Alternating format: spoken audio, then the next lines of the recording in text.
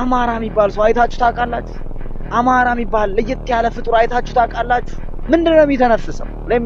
አስክ ዩ question አማራው ምንድነው የሚተነፍሰው? ኦሮሞ ምንድነው የሚተነፍሰው? what's going on?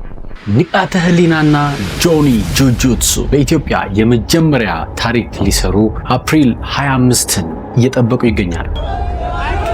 የመጀመሪያው MMA በኢትዮጵያ ሚክስድ ማርሻል አርት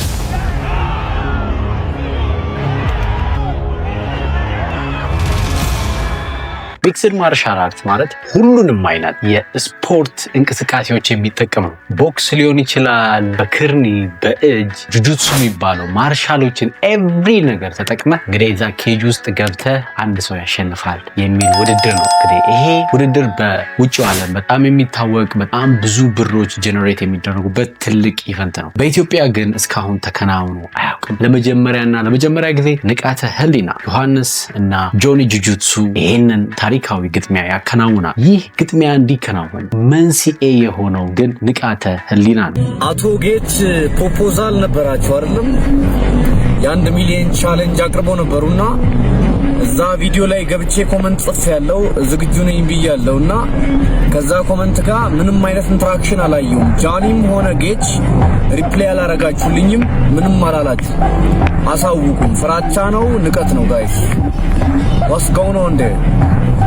ስለዚህ አሁንም ቢሆን በይፋ ነግራችኋለሁ። ፋይቱን ተቀብያለሁ። ቻሌንጁን አሳውቁኝ። ኮኔክት እናርግ።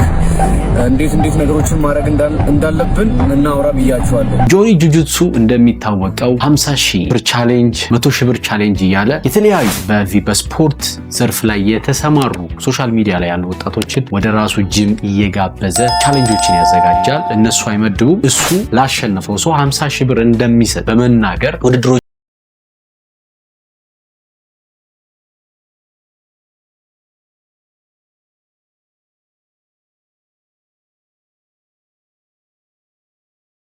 ያው እሱ እንደሚታወቀው የብራዚሊያን ጁጁትሱ አሰልጣኝ ነው። ብራዚሊያን ጁጁትሱ አብዛኛው ጊዜ እንደ ትግል ማለት እንችላለን። ትግል ላይ የቱጋ መስበር እንደሚቻል የቱጋ ስስብልት እንዳለ የሚጠቁም የሚያስተምር የአንዱ የስፖርት አይነት ነውና የዚህ አሰልጣኝ ነው እና አብዛኛው ስፖርተኛ ይሄ ቦዲ ቢልደር ምናምን ጉልበተኛ ነኝ ጠንካራ ነኝ የሚሉትን ወደ ራሱ ወደ ጂሙ እየጋበዘ ያንን ስፖርት ያንን ትግል አብረው ይጫወታሉ። እሱ በጣም ቴክኒካል እና የተማረ ሰው ስለሆነ ቴክኒካል በሆነ መንገድ እነዚህን ሰዎች ያሸንፋቸዋል። ነገር ግን እነዚህ ቦዲ ቢልደሮች አልተረዱ። ጁጁትሱ ቴክኒካል ፓርት አለው። እነዚህ ደግሞ ጉልበት፣ አቅም፣ ጥንካሬ ብቻ ነው የያዙት እንጂ ቴክኒኩን ብዙ አያውቁትም። በዚህም ብዙ ሶሻል ሚዲያ ላይ የምናውቃቸው ቦዲ ቢልደሮች ፌል አድርገዋል ወይም ተሸንፈዋል። ነገር ግን ይህንን የተረዳው አስተዋዩ ንቃተ ህሊና ጁጁትሱ ካንተ ጋር ወይም ትግል አልጋጠምም፣ ጎበዝ ከሆንክ MMA ፋይት አዘጋጅና ፋይት እናድርግ፣ አንተ ብቻ ለምን ታስይዛለህ እኔም አስይዛለሁ ብሎ እንግዲህ ሐሳቡን እሱን ያመጣው።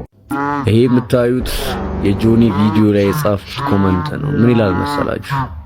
አንተ ህፃናትን ጠልፈ እየጣልክ ራስህን እንዳደገኛ እያየህ ሊሆን ይችላል። እስኪ አንተና እኔ የኤምኤምኤውን ቻሌንጅ ሰትል እናድርገው ይላል። ሰትል ምን ነበር በአማርኛ? ያውን ጨርሶ ማለት ነው። ጋይስ ምንድነው ግን ዝም አላችሁ? ይህንን ሐሳብ ጆኒም እንግዲህ ሐሳቡን ተቀብለውት ከ50 እና ከ100,000 ቻሌንጅ አሳድገው ወደ 1 ሚሊዮን ከፍ አድርገውታል ማለት ነውና ይህንን ስራ ይህንን ስፖርት ከፍ በማድረግ ይህንን ቻሌንጅ ሰጥቷቸው እነሱም ተቀብለውታል። የተለያዩ ማንገራገሮች ግራም ያጋቡ ነገሮች ነበሩ። ፋይናሊ ግን ጸድቋል። ሶ እንዲያ ያለ የመጨረሻው ሰዓት ደርሷል። ማን ያሸንፍ ይሆን? ብዙዎች የብራዚሊያን ጁጁትሱ አሰልጣኝ የሆነውን ጆኒን እያሉ ንቃተ ህሊና ኮንፊደንሱ ብቻ ነው እንጂ ብዙም ቴክኒካል ሰው አይደለም ይላሉ። እኔ ግን ያ አይደለም ምልከታዬ። የኔ ምልከታ ትንሽ ከኤምኤምኤ ፋይት በታሪክ ታዋቂ ወይም ፊት ለፊት ላይ ዓለም አቀፍ ላይ ትላልቅ ተጽዕኖ የፈጠሩ ግለሰቦችን በምንመለከትበት ጊዜ የመጀመሪያው ሀቢብ ነው። ከሚስ ግሪገር ጋር በነበረው ግጥሚያ እንዴት አድርጎ ይህንን የኤምኤምኤ ፋይት እንዳሸነፈው እንመለከታለን። ሀቢብ የመጣበትን ባክግራውንድ በምንመለከትበት ጊዜ እጅግ ሩላር የሆነ ገጠር የሆነ ስፍራ ጫካ ውስጥ ከተለያዩ እንስሳቶች ጋር ፎርማል ያልሆነ ቴክኒካል ያልሆነ ትሬኒንጎችን ራሱ ላይ ፕራክቲስ እያደረገ የመጣ ሰው ነው።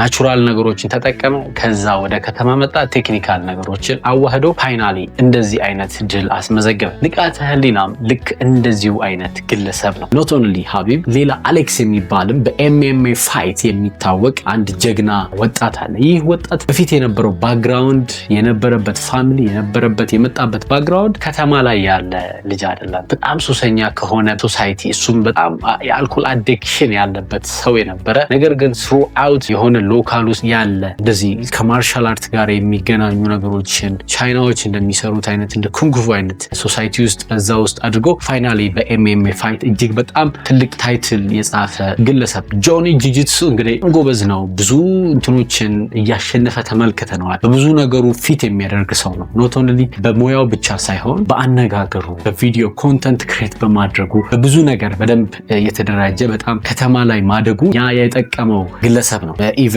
ብዙ ኢንተርናሽናል ኮኔክሽኖችም አሉት። ያውቀዋል ብዙ ነገሮችን። ይሄም ንቃተ ህሊና የዋዛ የሚባል ልጅ አይደለም። ምንም ያክል እንኳን ከአካባቢ ራቅ ያለ ከከተማ እንደዚህ አይነት ነገሮችን ካሉበት አካባቢ ወጣ ያለ ቢጠቀማቸው ትሬን የሚያደርጋቸው ነገሮች ያን ያህል ባይሆንም ይህ ልጅ ግን እንደ ቀላል ማየት የለብንም። በታሪክ ለመጀመሪያ ጊዜ እንዲህ አይነት ተጽዕኖ መፍጠር የቻለ ኤምኤምኤ ፋይት ፈጥሮ ልክ በዚህ አይነት ኢቨንት እንዲዘጋጅ ያደረገ ግለሰብ ነው። ይህ በቀላል መታየት የለበትም። ሀሳብ ክሬት ማድረግ ለዛ ነገር ራስን ዝግጁ ማድረግ ቀላል አይደለም እና ንቃተ ህሊና እንደ ቀላል ግለሰብ ወይም ደግሞ በቀላሉ ይሸነፋል የሚባል ግለሰብ አይደለም። ምናልባትም በኤምኤምኤ ፋይት ላይ ብዙ ጊዜ ንቃተ ህሊና በካራቴ በቦክስ ምናምን ጎበዝ የተሻለ ሊሆን ይችላል። ሶ መሬት ላይ ሳይወድቁ ከላይ ብቻ ፋይት የሚያደርጉ ከሆነ ንቃተ ህሊና የማሸነፍ ትልቅ ቻንስ አለው ብዬ እገምታለሁ። እሱም ያችን ነገር ስለሚያውቅና የእሱን ድክመት ስለሚያውቅ ነው ኤምኤምኤ ፋይት እናድርግ ያለው እንጂ በፊትም በጂጂትስ ወይም ደግሞ በዛ በትግል በሚባለው ነገር ሊፋለሙ ይችሉ ነበር። ነገር ግን ንቃተ ህሊና ቀድሞ የነቃ ልጅ ስለሆነ ያንን አድርጓል። ነገር ግን ፋይቱ ወደ መሬት ከወረደ 70-80% ጆኒ ጂጂትሱ የማሸነፍ ፕሮባቢሊቲ አለው ብዬ እገምታለሁ። ስለዚህ አፕሪል 25 በጉጉት እየጠበቅናት ነው። መልካም እድል ለሁለቱም። ነገር ግን ትልቅ ተጽዕኖ ትልቅ ሪቫይቫል ያስነሱ ወጣቶች ናቸው። ስፔሻሊ ንቃተ ህሊና አይ አፕሪሺየት ፐርሰናሊ ንቃተ ህሊና ቢያሸንፍ ደስ ይለኛል። ጆኒ ኦልዌይስ ትክክለኛውን መንገድ ይዞ ትሬን እያደረገ እያሰለጠነ ነው። ብዙ ነገር አለው። ግን ይህ ንቃተ ህሊና የመጣበት ባክግራውንድ እና ኔክስት ፊውቸርሊ ደግሞ የሚሄደውን ፓስ ስናየው እጅግ በጣም የሚያስደስት ነው። ይሄ ውድድር ደግሞ ለሱ ትልቅ ነገር ነውና መልካም እድል እላለሁ ለሁለቱም። በሌላ በተሻለ ቪዲዮ እስከምንገናኝ ሰላም ቆዩ። ናሁታ ቲዩብን ሰብስክራይብ ማድረግ እንዳይረሳ። ናሁታ ቲዩብ